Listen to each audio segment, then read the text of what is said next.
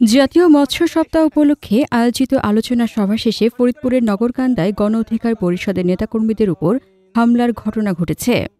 সোমবার উপজেলা মৎস্য অফিসের উদ্যোগে অনুষ্ঠিত সভা শেষে এ হামলায় ছাত্র অধিকার পরিষদের উপজেলা সভাপতি আজিম মাতুব্বর সাগর ও সাধারণ সম্পাদক তৌহিদুজ্জামান গুরুতর আহত হন। স্থানীয়রা বলছেন, শান্তিপূর্ণ অনুষ্ঠান শেষে আকস্মিক এ হামলার ঘটনায় নানা প্রশ্নের সৃষ্টি হয়েছে। সাগর আমাদের কমিটি কয়েকদিন আগে মানে 1-2 মাস হয়েছে করছে, ওইখানে কমিটি দেওয়ার পর এখান থেকে কিছু লোকজন দিছিল, তারা অপকর্মের সাথে জড়িত থাকায় তাদেরকে জেলা থেকে করা হয়েছে।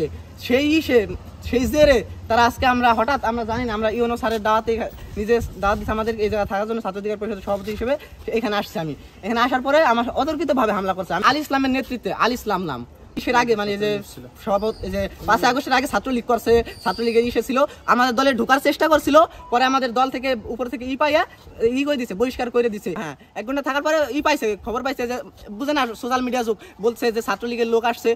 বলার পরে তার সাথে সাথে একবারে হয়ে গেছে, তাদেরকে প্রত্যাহার করে দেওয়া হয়েছে।